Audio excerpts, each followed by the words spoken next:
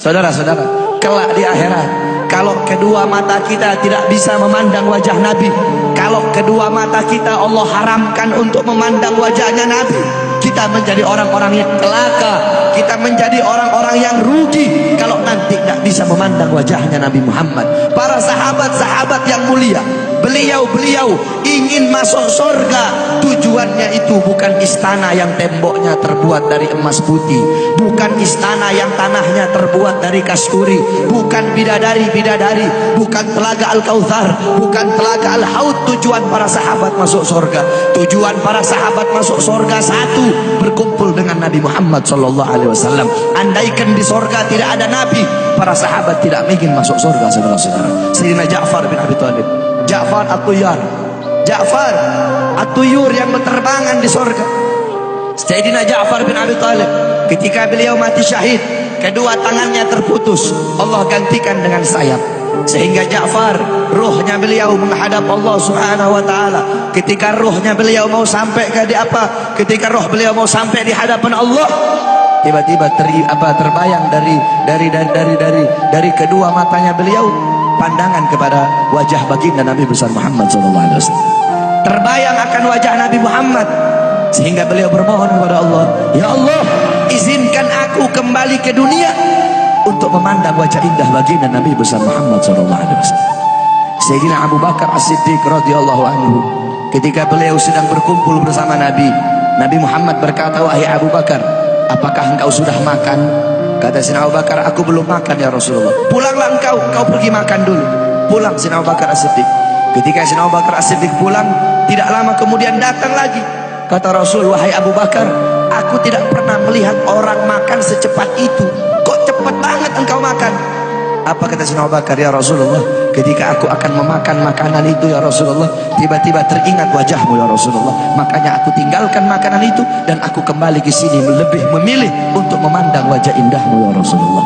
Maka rugi, celaka kalau kelak di akhirat kita tidak bisa memandang wajahnya Nabi Muhammad. Nah, bagaimana caranya biar kita bisa memandang wajahnya Nabi?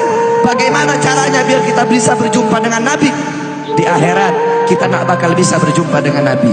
Di akhirat kedua mata kita tidak bakal bisa memandang wajah Nabi kalau di dunia kita jauh dari majelis-majelis Nabi Muhammad. Kenapa? Karena kadar kedekatan kita dengan Nabi kelak di akhirat, jarak jauh atau dekatnya kita dengan Nabi nanti di akhirat, itu menurut kadar kedekatan kita di dunia dari majelis-majelis seperti ini. Jaraknya kita dengan Nabi nanti di akhirat itu menurut jarak jauh atau dekatnya kita di dunia dengan majelis-majelis seperti ini. Kalau di dunia kita dekat dengan majelis-majelis ilmu, dekat dengan majelis zikir, dekat dengan para pewarisnya Nabi, dekat dengan penyambung lidahnya Nabi, dekat dengan para ulama, dekat dengan orang-orang soleh, maka kelak di akhirat Allah pun akan kumpulkan kita bersama Nabi Muhammad. Kenapa? Karena majelis seperti ini, perkumpulan seperti ini warisan Nabi Muhammad. Nabi Muhammad tidak mewarisi harta, tidak mewarisi pangkat, tidak mewarisi jabatan, tidak mewarisi emas, tidak mewarisi permata, tidak mewarisi kekuasaan, tidak mewarisi dirham, tidak mewarisi rupiah. Warisannya Nabi ilmu, amal, akhlak, wara, khauf, ikhlas, sabar, takwa, istiqamah, ibadah, zuhud, qanaah. Ini warisan Nabi Muhammad, sehingga kita duduk di sini untuk menerima warisannya Nabi. Abu Hurairah radhiyallahu anhu, beliau pergi ke pasar. Beliau berkata, wahai orang-orang pasar, di masjid sedang dibagi-bagikan warisannya Nabi. Yang berdagang menutup dagangannya, yang berbisnis menghentikan bisnisnya, mereka pergi ke masjid. Ketika mereka sampai ke masjid, mereka bilang, wahai Abu Hurairah, mana katanya sedang dibagi-bagikan warisannya Nabi? Di sini cuma ada halago-halago ilmu, cuma ada perkumpulan-perkumpulan ilmu.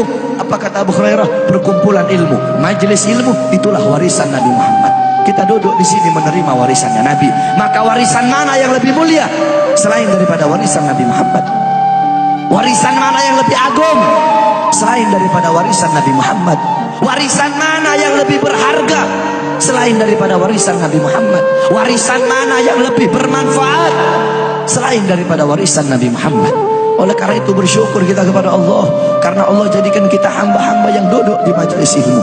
Berapa banyak hamba-hamba di luar sana yang belum Allah berikan petunjuk, Berapa banyak hamba-hamba di luar sana hatinya belum Allah gerakkan untuk duduk di majelis-majelis seperti ini. Qala Rasul, ad-dunya mal'un, mal'unu ma fiha illa dzikrullah wa ma wala wa'aliman aw muta'alliman. Dunia ini terkutuk, dunia ini hina, dunia ini bejat, dunia ini biadab, wa ma fiha, dan hal-hal yang ada di dalamnya illa dzikrullah, kecuali orang-orang yang mengingat Allah, orang-orang yang berzikir kepada Allah, yang hatinya berhubungan dengan Allah, yang hatinya bersambung kepada Allah, yang hatinya mencintai Allah, yang hatinya takut kepada Allah, yang mengalir akan air matanya karena takut kepada Allah, yang lidahnya basah dengan Al-Quran, dengan zikir, dengan tahlil, dengan tahmid, dengan tasbih, dengan takbir, dengan tamjid, dengan salawat. Orang-orang yang taat kepada Allah, yang patuh kepada Allah, yang tunduk kepada Allah, yang bertakwa kepada Allah, yang menghambakan dirinya kepada Allah, orang-orang yang tidak menyembah selain Allah, orang-orang yang lupa kepada selain Allah, orang-orang yang di saat hamba-hamba yang lain sedang terlelap dalam tidurnya, mereka bangun, mereka bersujud, bertekuk lutut memohon kepada Allah Subhanahu wa taala. Orang-orang yang menghidupkan malam-malamnya untuk beribadah kepada Allah. Wa aliman, orang-orang yang alim, orang-orang yang soleh, para kiai, para ustadz, para guru-guru agama. Wa muta'alliman, para penuntut ilmu yang suka duduk di majelis ilmu, di pesantren, di masjid, di musalla untuk menuntut ilmunya Allah. Cuma ini golongan yang mulia di muka buminya Allah. Selain daripada itu, yang sibuk dengan urusan dunia, yang sibuk dengan urusan harta, yang sibuk dengan urusan bisnis, yang sibuk dengan urusan pangkat, yang sibuk dengan urusan jabatan, siapapun, saya kek, kiai kek, habib kek, ustad kek, lurah kek, camat kek, bupati kek, wali kota kek, gubernur kek, menteri kek, presiden kek, siapapun yang sibuk dengan urusan dunia sehingga lalai, sehingga lupa, sehingga ghafil, sehingga lupa kepada Allah, sehingga lalai dari kewajiban, maka termasuk dalam mal'un yang dikatakan oleh baginda Nabi besar Muhammad sallallahu alaihi wasallam. Oleh karena itu bersyukur kita kepada Allah. Ini nikmat yang luar biasa, ini nikmat yang agung. Allah kumpulkan kita bersama ulama. Kedua mata kita memandang wajah para ulama, kedua mata kita memandang wajah ulama. Ini suatu anugerah yang luar biasa, saudara-saudara. Di zamannya Syekh Abu Yazid Al-Bustami, ketika itu sedang ditimpa musim kemarau. Orang-orang kampung berkumpul, mereka sholat istisqa, mereka sholat minta hujan. Berkali-kali mereka sholat, tapi nggak turun-turun hujan. Akhirnya datang seorang anak muda. Anak muda itu mengangkat tangan dan berkata, Ya Rab, bihaqqi ma fi ra'si inzil matar. Ya Allah, demi hak yang ada di dalam kepalaku, turunkan hujan. Tiba-tiba turun hujan. Orang-orang kampung menghampiri anak muda tersebut dan berkata, wahai anak muda, kami berkali-kali sholat minta hujan, tapi nggak turun-turun hujan. Engkau satu kali kau minta, satu kali kau berdoa kepada Allah dengan membawa hak yang ada dalam kepalamu. Allah terima kau punya doa. Memangnya dalam kepalamu itu ada apa?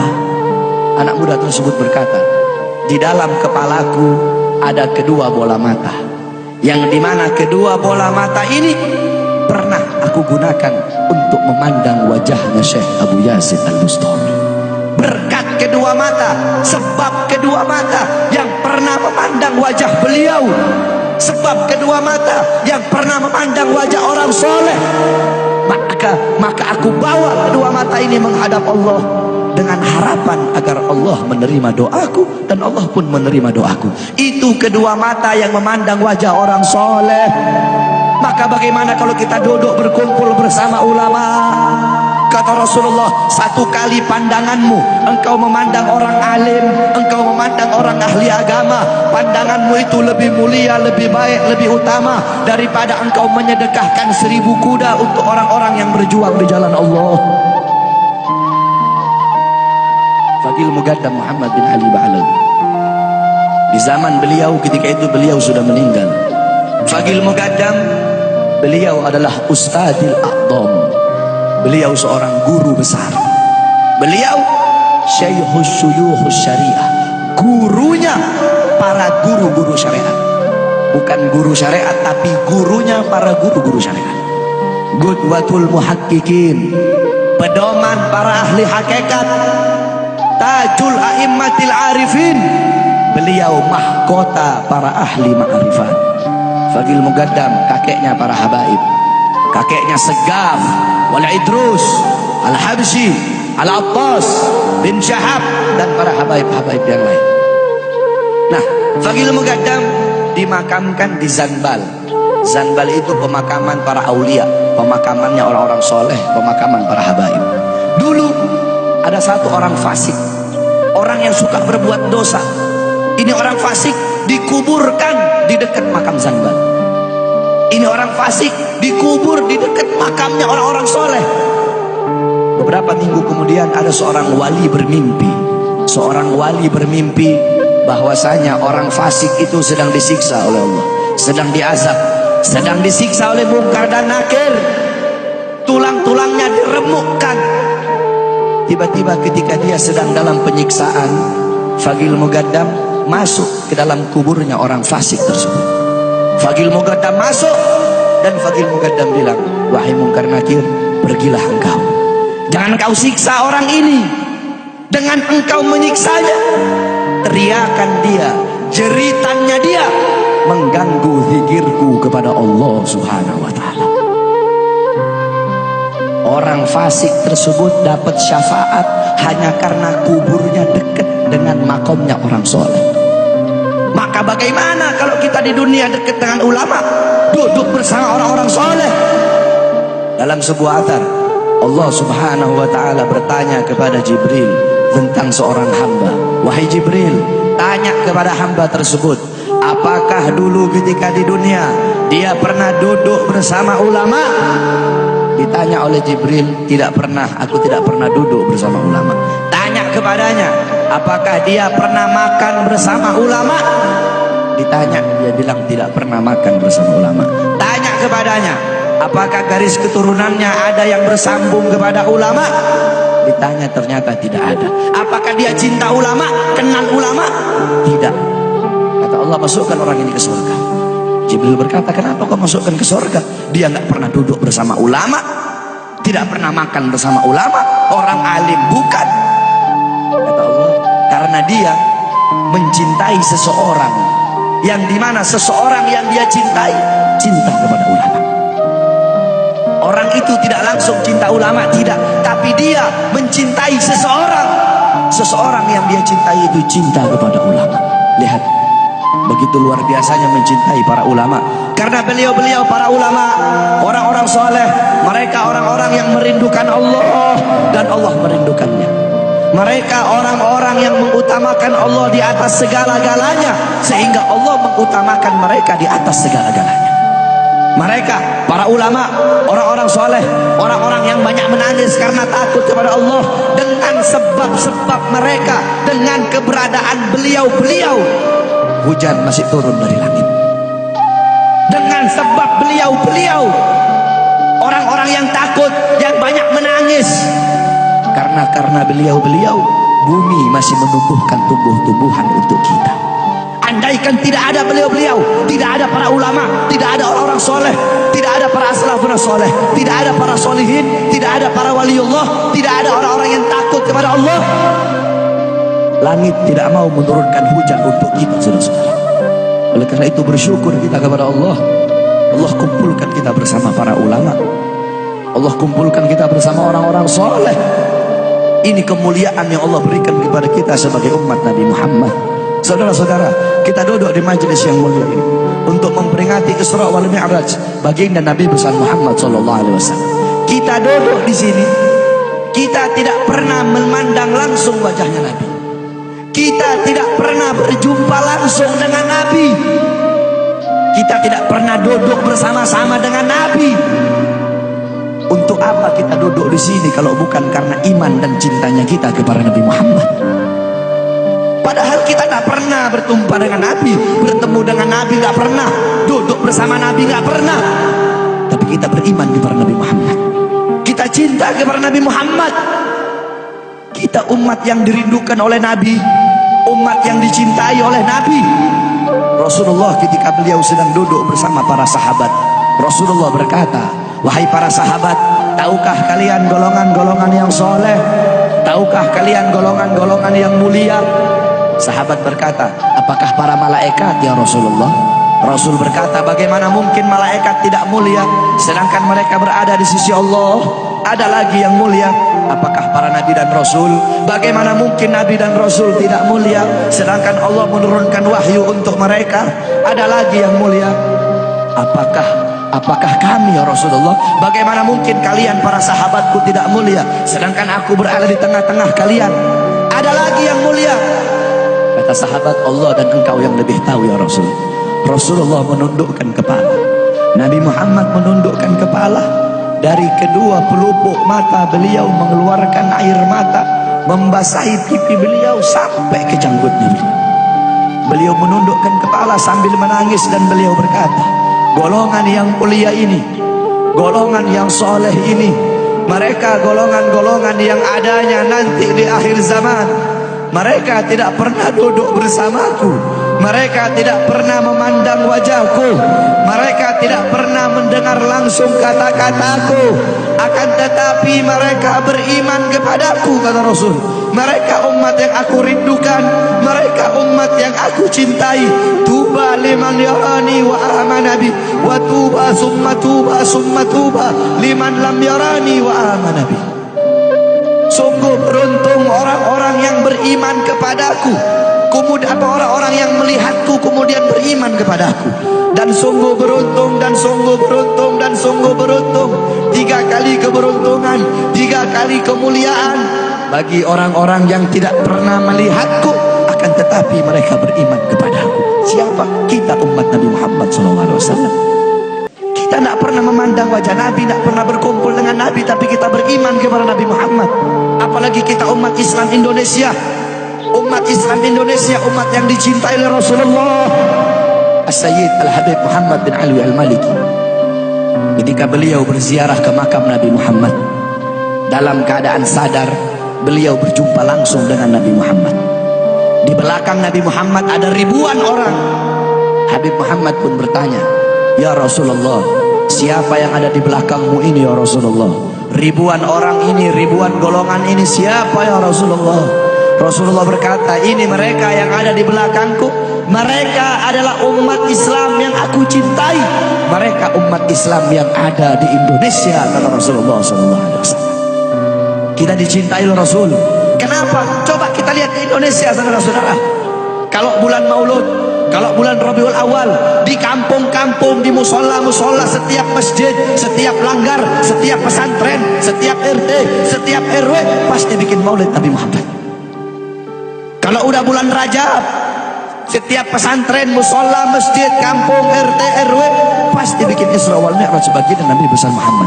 Negara-negara yang lain, tempat-tempat yang lain tidak seperti kita, saudara-saudara. Makanya kita menjadi umat yang dicintai oleh Rasul, umat yang dimuliakan oleh Nabi Muhammad, umat yang dirindukan oleh Nabi Muhammad SAW. Allah berkata dalam Al-Quran, laqad ja'akum rasulun min anfusikum azizun alaihi ma'anittum harisun alaikum bil mu'minina raufur rahim. Hei sekalian umat manusia, yang kaya, yang muda, yang tua, yang muda, yang kaya, yang miskin, mulai pejabat sampai rakyat, ulama sampai umat. Hei sekalian umat manusia, laqad ja'akum, telah sampai kepada kalian, telah datang kepada kalian rasulun, utusan Allah, min anfusikum, dari golongan kalian manusia, azizun alaihi ma'anittum, sungguh berat baginya penderitaan yang kau alami, sungguh berat baginya kesusahan yang kau alami. Sebelum kalian susah, dia lebih dahulu susah. Sebelum kalian menderita, dia lebih dahulu menderita. Sebelum kalian menangis, dia lebih dahulu menangis. Sebelum kalian berdarah, dia lebih dahulu berdarah. Azizun alaihi ma'antum harisun alaikum, dia menjaga kalian, menjaga akidah kalian, keyakinan kalian, tauhid kalian, syariat kalian, sholat kalian, agar kalian tidak menyimpang, agar kalian tidak tersesat, agar kalian tetap berada di jalannya Allah. Bil mu'minina raufur rahim, kepada orang-orang yang beriman beliau sangat cinta, beliau sangat sayang, beliau mencintaimu sebelum engkau mencintainya. Beliau merindukanmu sebelum engkau merindukannya. Siapa beliau? Siapa dia? Dia adalah seorang manusia yang mengorbankan jiwanya, mengorbankan nyawanya, mengorbankan darah dan hartanya demi kita sebagai umat.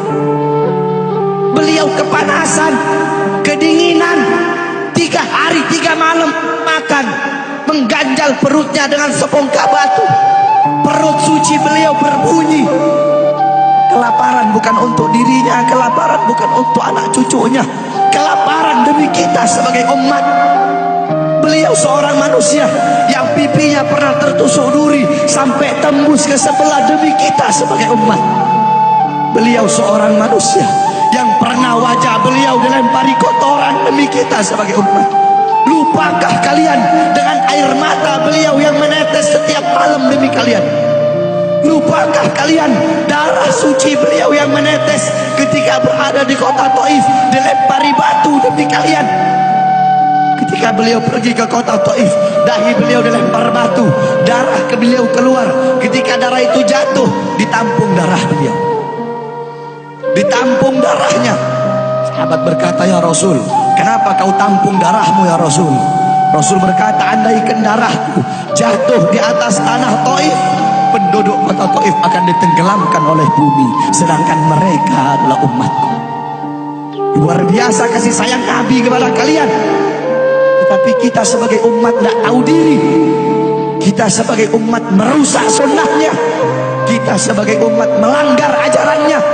Kita sebagai umat semakin hari semakin jauh darinya, meninggalkan pakaiannya, meninggalkan ajarannya, meninggalkan sunnahnya, meninggalkan kepribadiannya, meninggalkan akhlaknya, meninggalkan Al-Qur'annya.